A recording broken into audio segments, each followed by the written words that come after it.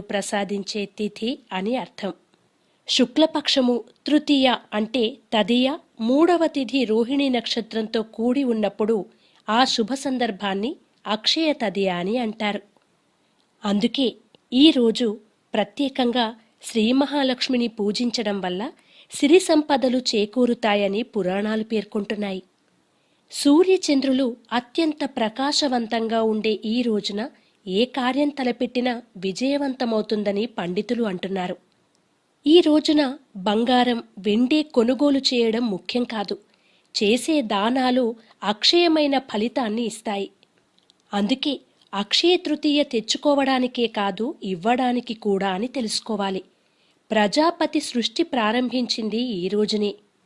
వైశాఖ మాసంలో శుక్లపక్షంలో పాడ్యమి నాడు బ్రహ్మగారు ఆవిర్భవించారు. విదియ నాడు పరమాత్మ ఆయనకు వేదాధ్యయనం